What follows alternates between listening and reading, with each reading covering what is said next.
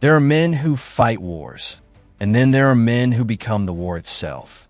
Robin Olds was the kind of man who walked into a room and the room changed. He was the kind of man who looked at the most dangerous skies in the world and saw not a threat, but an invitation. He was the kind of man the United States Air Force desperately needed, and then spent years trying to silence. This is not just a story about a fighter pilot. This is a story about what happens when a warrior so pure, so uncompromising, so absolutely ferocious in his convictions, collides head-on with a bureaucracy more concerned with politics than with winning wars. This is the story of Robin Olds, a man who shot down enemies in 2 different wars across 2 different decades, who pulled off one of the most brilliant aerial deceptions in the history of modern combat, and who spent just as much energy fighting the suits in Washington as he ever spent fighting MiGs over the jungles of Vietnam. Strap in. This one's going to take you somewhere most history books are afraid to go. To understand Robin Olds, you have to go back to the very beginning, because the seed of who this man became was planted long before he ever touched the controls of a fighter plane. He was born on the 14th of July, 1922, in Honolulu, Hawaii. His father was Robert Olds, a general in the United States Army Air Corps, a man who was himself a legend in early American aviation. Growing up as the son of a general is not the idyllic childhood people sometimes imagine. It is a childhood defined by discipline, by expectation, by the constant weight of a name that already means something before you have done anything to earn it yourself. Young Robin Olds understood from his earliest years that he lived in a world where performance was everything, where weakness was not tolerated, and where the sky was not something to be feared but something to be conquered. His father flew. His father's friends flew. Aviation was not a career option in the Olds household. It was the air they breathed. When Robin was still a teenager, the world was beginning to tear itself apart. Adolf Hitler had marched into Poland. The skies over Europe were filling with smoke and fire, and the contrails of men killing each other at speeds no generation before them had ever imagined. Robin Olds watched all of this with the hungry eyes of a young man who already knew, somewhere deep in his bones, that this was his moment. He enrolled at the United States Military Academy at West Point in 1940, and from the very first day, he was not just another cadet. He was a football star, a celebrated athlete, a young man with the physical gifts and the raw, almost reckless confidence that marks certain individuals from the crowd the moment they enter a room. But football was never going to be enough for Robin Olds. His eyes were always pointed upward. He graduated from West Point in 1943, and the war in Europe was raging at full intensity. He went through flight training with a speed and a natural aptitude that his instructors found almost unsettling. There are pilots who learn to fly an aircraft, and there are pilots who seem to have been born already knowing how.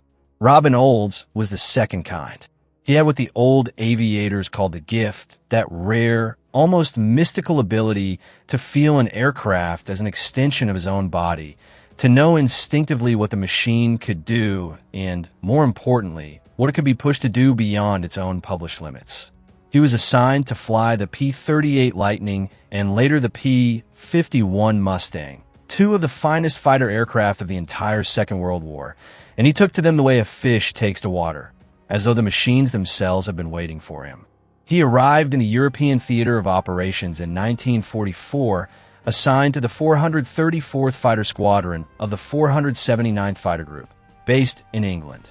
The skies over occupied Europe were a killing ground unlike anything the world had seen before or has seen since. German pilots in their Focke-Wulfs and Messerschmitts were experienced, skilled, deadly. Many of them had been flying combat since 1939, racking up kill numbers that American pilots could barely comprehend. The Luftwaffe in 1944 was a battered force, yes, but it was not a broken one, and every mission over the Reich was a roll of the dice with death. Robin Olds did not see it that way. Robin Olds flew into those skies, and he started hunting. His first aerial victory came with a ferocity that announced to anyone paying attention that this was not an ordinary young officer. He did not wait for opportunities to come to him. He created them.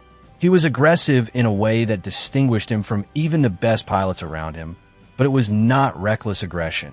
It was calculated, it was disciplined, it was the aggression of a man who had studied the craft deeply enough to know exactly when to push and exactly when to hold back. His fellow pilots noticed it immediately. There was something about flying with Olds that made the men around him better, not just because of what he said or the orders he gave, but because of the sheer force of his presence in the air. When Robin Olds was leading a formation, everybody flew a little tighter and fought a little harder. By the end of the war in Europe, Robin Olds had shot down 12 German aircraft in aerial combat, making him a double ace, a title that only a small fraction of American fighter pilots ever achieved. He had also destroyed 11 and a half more aircraft on the ground in strafing attacks, bringing his total of destroyed enemy aircraft to well over 20. He had earned the Distinguished Flying Cross multiple times. He had flown over 100 combat missions in some of the most dangerous airspace in human history. He was 22 years old. 22 years old, and he had already accomplished more in the air than most pilots accomplish in an entire lifetime of service. But the war ended, and for a man like Robin Olds, peace brought with it a particular and peculiar kind of suffering. The post-war Air Force was not the wartime Air Force.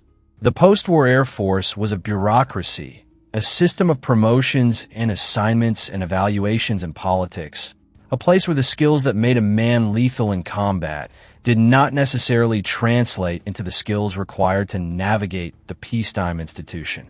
Robin Olds was blunt. He was confrontational. He said exactly what he thought, often to people who outranked him and did not appreciate having their thinking challenged. He had a mustache in an era when mustaches were not regulation, and he wore it with a defiance that was entirely deliberate. He was the kind of officer who made the people above him deeply uncomfortable, and in the peacetime military, making the people above you uncomfortable is not a path to advancement. He also fell in love. In 1947, Robin Olds married Ella Raines, a Hollywood actress who was one of the most glamorous women in America at the time. Their marriage was passionate and complicated and ultimately troubled, a story of two enormous personalities colliding in a life that was never going to be ordinary for either of them. But in those early post-war years, they were a golden couple, the dashing fighter ace and the movie star, living a life that seemed almost cinematic in its drama and its beauty. Robin Olds moved through the celebrity circles of Hollywood with the same confidence he moved through enemy airspace, which is to say with absolute fearlessness and a tendency to dominate every room he entered. But the years passed, and the assignments came and went, and the promotions that Robin Olds deserved did not come as fast as they should have. He watched men who had spent the war behind desks rise above him in rank while he flew and fought and trained and poured himself into the actual mission of the Air Force, which was and always would be, in his mind, the ability to fight and win in the air. He spent time as a test pilot. He spent time in various assignments at various bases. He flew jets as they replaced propeller-driven aircraft, and he adapted to them with the same natural ease with which he had mastered the Mustang and the Lightning. He flew F-86 Sabres and F-100 Super Sabres and became proficient in aircraft that were evolving so rapidly that the whole concept of aerial combat was being reinvented almost annually. But the Korean War came and went without Robin Olds seeing combat, a fact that ate at him with a quiet ferocity that he carried for years. The Air Force of the 1950s was in the grip of an ideology, and that ideology would ultimately prove nearly disastrous in Vietnam. The nuclear age had arrived with the explosions over Hiroshima and Nagasaki, and the military strategists who ran the Air Force had largely convinced themselves that the future of warfare was strategic bombing, massive nuclear strikes, mutually assured destruction. In this vision of future war, the fighter pilot was a dying breed, a romantic relic of an older and simpler time. The money went to bombers. The doctrine centered on bombers. The careers were built around bombers. And the skills of close aerial combat, the art of the dogfight, the science of gun and missile employment in a turning, climbing, diving, gut-wrenching one-on-one fight for survival in the sky. Those skills were allowed to atrophy. They were considered unnecessary. They were considered obsolete. Robin Olds knew this was wrong. He knew it the way you know something that comes not from analysis, but from deep experience, from the gut-level certainty of a man who has looked another pilot in the eye across a few hundred yards of airspace and pulled the trigger. He argued against the trend. He pushed back in briefings and in conversations and in the quiet, constant way of a man who refuses to pretend that the wrong thing is the right thing just because everyone around him has agreed to pretend. He was not always heard. He was frequently dismissed. The Air Force in the 1950s had decided what the future looked like, and Robin Olds' insistence on the continuing relevance of air-to-air combat skills was inconvenient for the people who had built their careers on a different theory. And then came Vietnam, and the theory collapsed. The United States entered the Vietnam War with an Air Force that had largely abandoned the training and tactics of aerial combat. The new generation of jet fighters, magnificent machines like the F-4 Phantom, had been designed with the assumption that future air-to-air combat would consist of long-range missile engagements, not close-in turning fights. Some of them had been built without guns at all, because the strategists had decided that guns were obsolete, that missiles would handle everything. The pilots who flew these aircraft were skilled and brave and dedicated, but they had not been trained in the brutal, demanding, intimate science of the dogfight. And when they met the North Vietnamese pilots flying their nimble MiG-17s and MiG-21s, they discovered at terrible cost that the old skills had not become obsolete at all. The kill ratio in the early years of the air war over Vietnam was shocking. American pilots, flying superior aircraft in terms of raw performance, were being matched and sometimes beaten by North Vietnamese pilots in smaller, lighter, more maneuverable planes. The reasons were multiple and complex, but they came down, at their core, to the fact that the Americans had forgotten how to fight in close. They had been trained for a different kind of war, and they were paying for that training with their lives and with the lives of their backseaters. The Pentagon watched the statistics and struggled to understand what was happening. Robin Olds understood exactly what was happening. In 1966, Robin Olds received the assignment that would define his legend. He was sent to command the 8th Tactical Fighter Wing at Ubin Royal Thai Air Force Base in Thailand. He was 43 years old. He was considered by many people in the Air Force establishment to be difficult, contentious, and career-limited. He flew combat in Vietnam anyway, because the rules at the time allowed wing commanders to fly a limited number of combat missions, and Robin Olds was never going to sit on the ground while his men flew into harm's way. He arrived at Ubin, and he immediately began to change things. The 8th Tactical Fighter Wing, which would come to be known as the Wolf Pack, was a good unit. But good was not good enough for Robin Olds. He looked at the way his pilots were flying, the way they were fighting, the tactics they were using, and he saw the same institutional failures that had been degrading American air combat capability for a decade. He began to retrain his men, not with lectures and manuals and classroom theory, though there was some of that. He retrained them by flying with them, by going up into the sky and showing them with his own hands and his own skill what the aircraft could do and what the enemy could do and what the difference between living and dying often came down to. He was a wing commander who flew more combat missions than almost any other officer of his rank in the entire war. He did not ask his men to do things he was not willing to do himself. He never asked that. He also began to study his enemy. The North Vietnamese Air Force was not the pushover that American doctrine had assumed it would be. Their pilots were trained, many of them in the Soviet Union, by experienced instructors who understood the science of aerial combat at a deep and practical level. Their aircraft, particularly the MiG-21, were genuinely dangerous. The MiG-21 was fast, agile, and in the right hands it was deadly. The North Vietnamese used their radar and their ground control infrastructure to vector their fighters into advantageous positions before the Americans even knew they were in danger. They would dive in, fire their missiles or their guns, and then disengage before the Americans could bring their superior numbers and firepower to bear. It was a guerrilla approach to air combat, and it was working. Robin Olds studied all of this, and then he did something that has been compared by military historians to the greatest examples of tactical deception in the history of warfare. He conceived of an operation that would turn the North Vietnamese Air Force's own tactics against them. He would set a trap. He would send a formation of aircraft over North Vietnam that the enemy radar operators and ground controllers would identify as a strike package, as the kind of large attacking formation that the North Vietnamese fighters had been successfully engaging for months. But this formation would not be bombers escorted by fighters. This formation would be fighters pretending to be bombers. And when the North Vietnamese launched their MiGs to intercept what they thought was a vulnerable strike package, they would find instead the most dangerous fighter pilots in the United States Air Force, flying one of the deadliest aircraft in the world, and waiting for them. The operation was called Operation BOLO. It was planned in meticulous detail over a period of weeks, and the planning itself was a masterpiece of operational security and tactical creativity. Every detail had to be exactly right. The F-4 Phantoms of the Wolfpack would fly the same routes, at the same speeds, at the same altitudes, using the same radio call signs and electronic emissions that the F-105 Thunder Chiefs, the strike aircraft that normally conducted these missions, would use.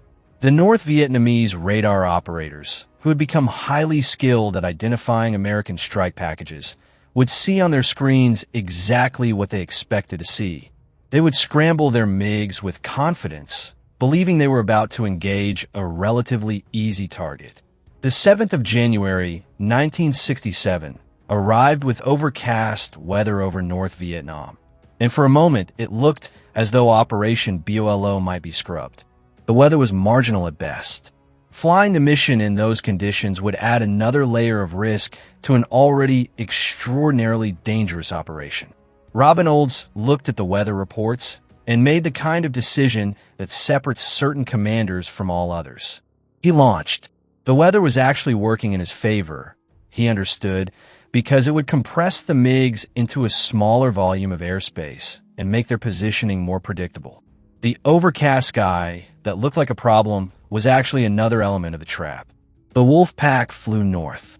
The North Vietnamese radar operators saw exactly what Olds intended them to see. The ground controllers began vectoring their MiGs to intercept. And then, over a period of about 12 minutes, the most intense and decisive aerial battle of the entire Vietnam Air War unfolded in the skies over North Vietnam. The North Vietnamese MiG-21 pilots came in expecting easy prey and found instead Robin Olds and his Wolfpack. The shock and the confusion in the enemy cockpits must have been absolute. They were expecting F-105s, and they got F-4s. They were expecting to dictate the terms of the engagement, and instead, they were immediately on the defensive. They were expecting a kill, and they found themselves being killed. When it was over, 7 North Vietnamese MiG-21s had been shot down. Not a single American aircraft was lost. 7-0. In the context of the air war over Vietnam, where kill ratios had been deeply disappointing for the Americans, this was an almost incomprehensible result. Operation BOLO was an instant legend. It remains to this day the largest aerial victory of the entire Vietnam War, and it was achieved through the kind of strategic thinking, meticulous planning, and sheer tactical brilliance that defines the very highest levels of military leadership. Robin Olds had not just won a battle in the air. He had changed the psychology of the North Vietnamese Air Force. After BOLO, the MiG-21s were far less aggressive, far more cautious.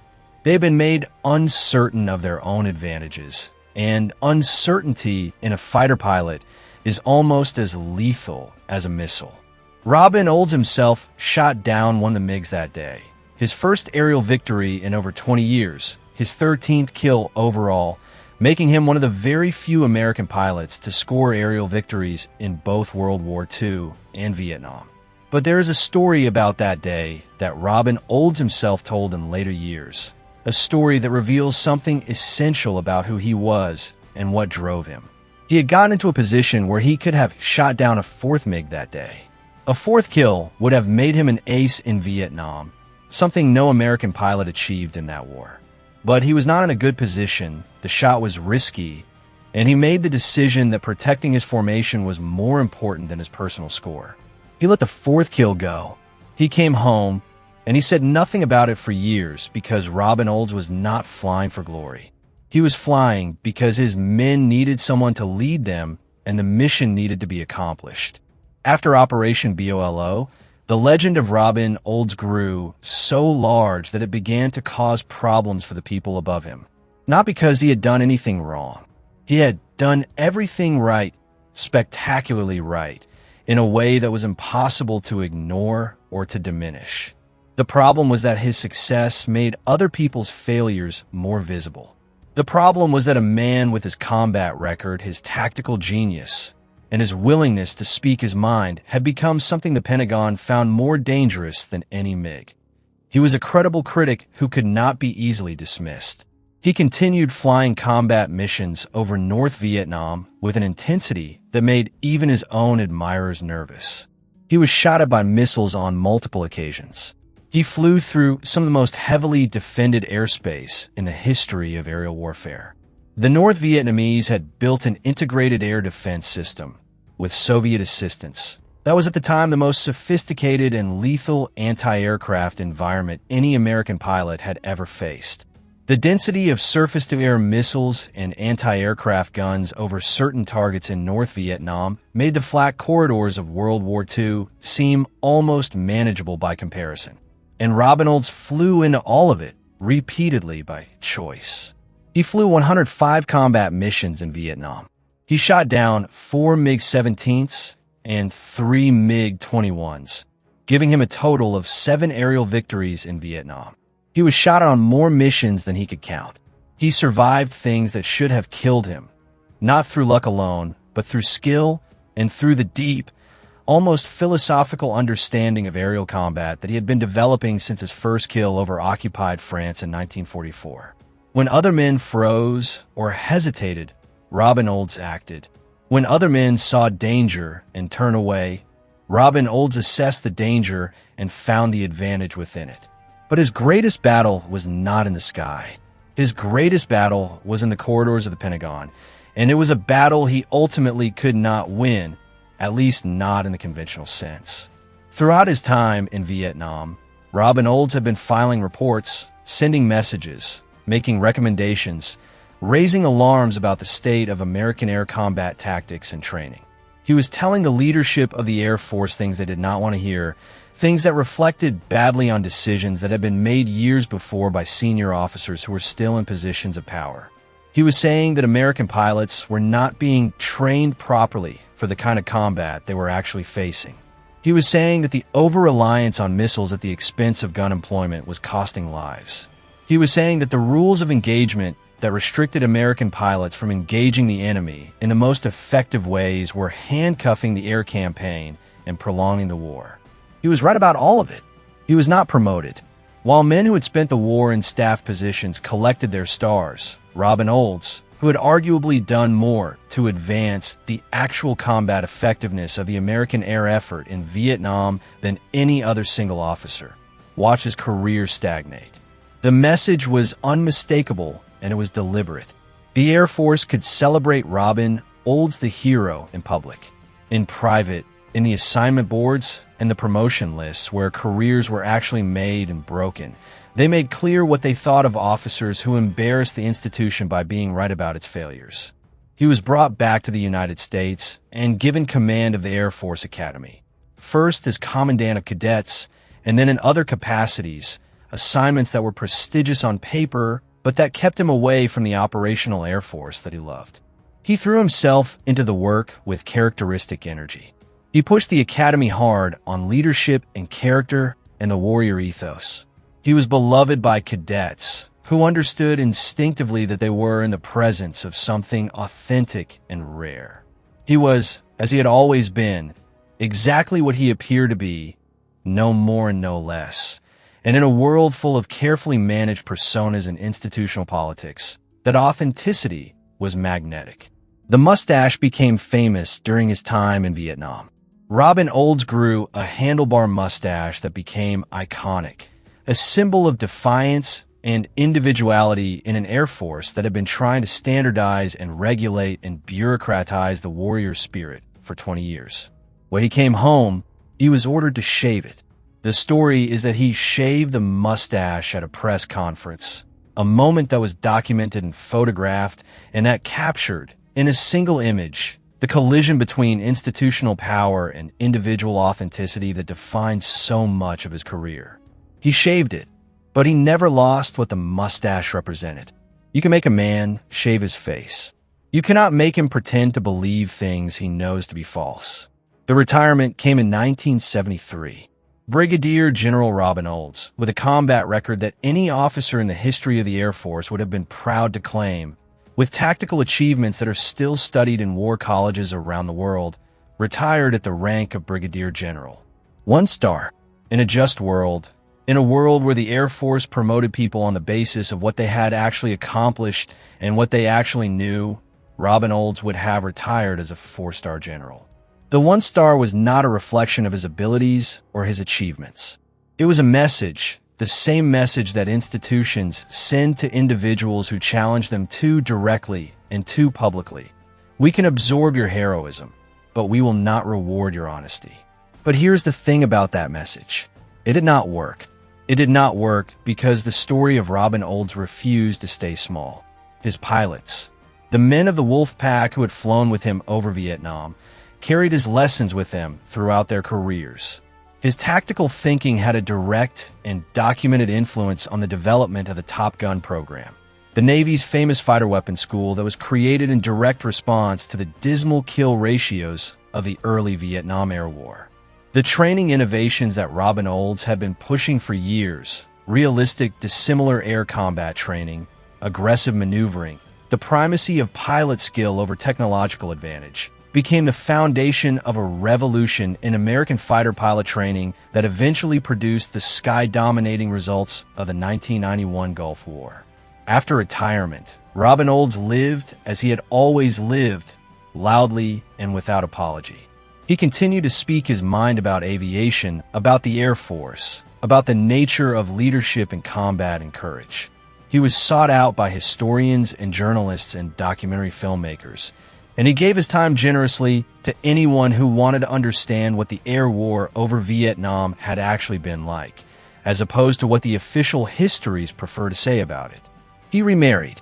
He lived in Steamboat Springs, Colorado, in later years, and the man who had once terrorized the skies over Europe and Asia found a quieter life among mountains and snow, though he was never entirely quiet. He wrote, or rather he provided the material for, a memoir called Fighter Pilot, published posthumously in 2010, which compiled interviews and written recollections into a comprehensive account of his life and career. It is one of the finest fighter pilot memoirs ever written, not because of its literary sophistication, but because of the absolute honesty with which Olds described his experiences, his failures as well as his triumphs, his marriages, his drinking, his confrontations with authority, his grief over the men he lost, his anger at the politicians and bureaucrats who he believed had prolonged the Vietnam War unnecessarily and had sent men to die for political calculations rather than strategic necessity. The final years brought recognition that the Air Force had been slow to give during his active career. He received numerous honors and tributes. His portrait hangs in places of honor at Air Force institutions. His name is invoked constantly in discussions of aerial combat leadership and tactical innovation. Operation BOLO is a permanent fixture in the curriculum of military strategists and air power theorists around the world. The 8th Tactical Fighter Wing, the Wolf Pack, maintains his memory as a living tradition. Robin Olds died on the 14th of June, 2007, at the age of 84. He died as he had lived, in his own way, on his own terms, uncompromised and unbroken. The Air Force that had frustrated him and limited him and failed to promote him as he deserved nonetheless gave him a funeral with full honors, as well they should have. Because whatever the complicated politics of his career, whatever the institutional battles and the personal failings and the rough edges that made him difficult for administrators to love, the essential fact of Robin Olds was unambiguous and undeniable. He was one of the greatest fighter pilots who ever lived. He was one of the most effective combat commanders the United States Air Force ever produced.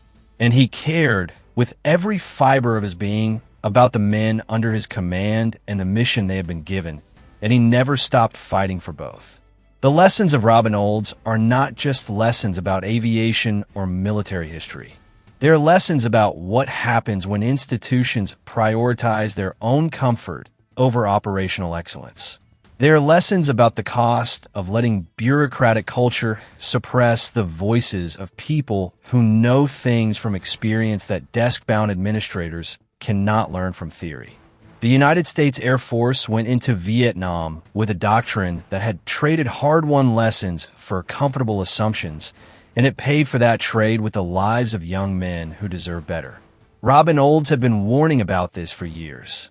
He continued warning about it from Vietnam, filing reports that made clear exactly what the costs of the institutional failures were. He was not ignored because he was wrong.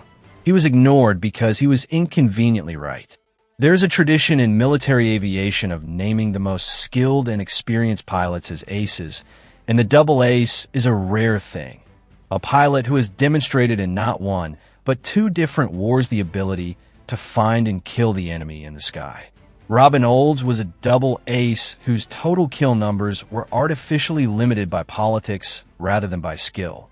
In World War II, American pilots were limited by the length of their tours and by the availability of aerial opponents. In Vietnam, the rules of engagement that restricted engagement opportunities, combined with the institutional resistance to allowing a wing commander to fly the combat missions that would have given him more opportunities, kept his Vietnam score lower than it might otherwise have been. The achievement is not diminished by these constraints. If anything, it is amplified by them. Consider the North Vietnamese pilots who encountered Robin Olds in the skies over their country.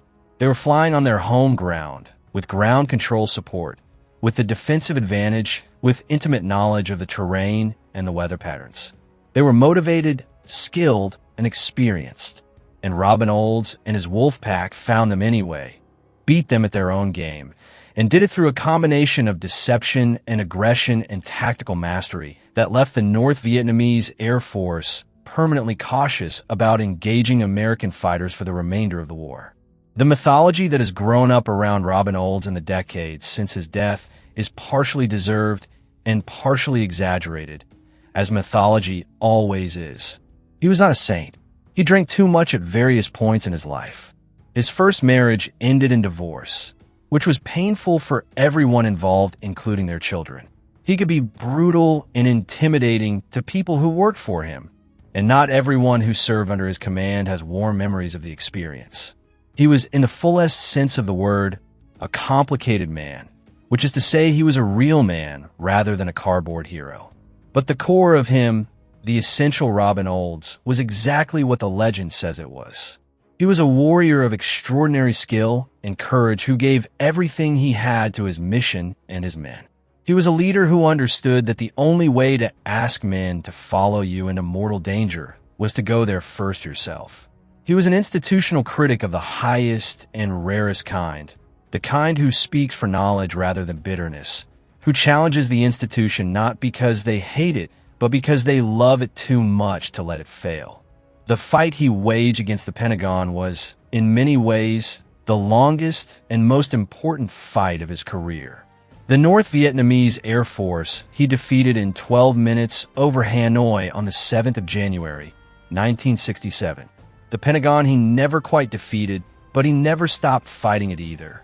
He kept filing his reports, making his arguments, refusing to pretend that the failures he saw did not exist, refusing to accept the comfortable lie that the institutional way of doing things was the best way, or the right way, or the only way. And ultimately, his arguments won, even if he did not live to see the full vindication. The revolution in fighter pilot training that followed Vietnam, the development of Top Gun and Red Flag, and the other realistic combat training programs that transformed American fighter pilot capability in the 1970s and 1980s. That revolution was built on exactly the foundations that Robin Olds had been arguing for throughout his career. The men who built those programs had listened to him, had absorbed his lessons, and had carried them forward into a new generation of training and doctrine. When American fighter pilots went to war in the Gulf in 1991 and achieved kill ratios that made the Vietnam numbers look like a nightmare from another era, part of that achievement belonged, by right, to Robin Olds. There are places in the American military tradition where certain names carry a weight beyond rank and decoration.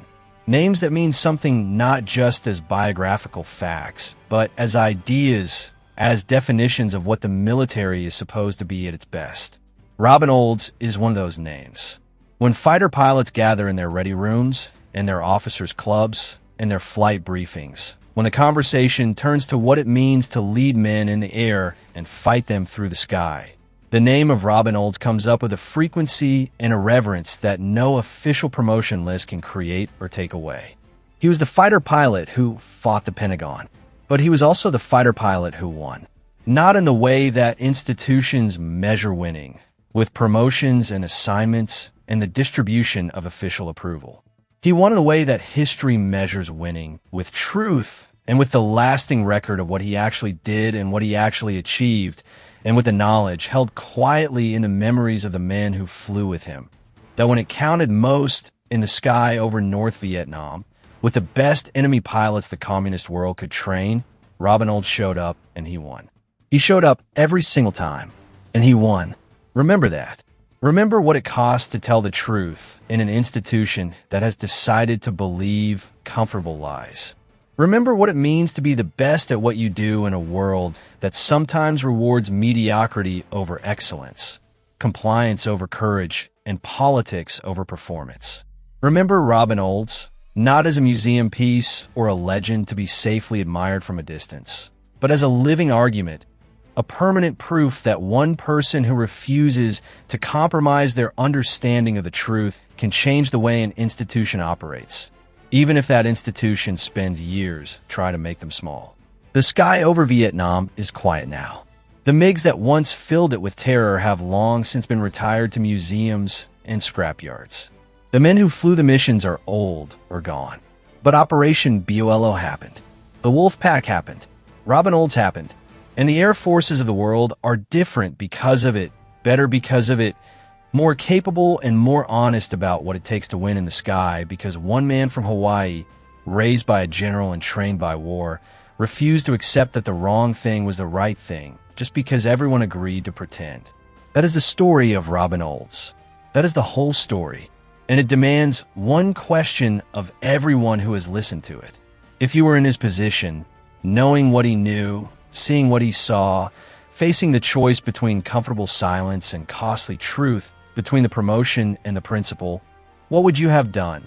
What would you do right now, in your own life, in your own institution, in your own moment of choosing between the easier lie and the harder right? Think about it, because that choice, the choice Robin Olds made again and again across 30 years of service, is not a choice that belongs only to fighter pilots and generals. It belongs to all of us. Every single day,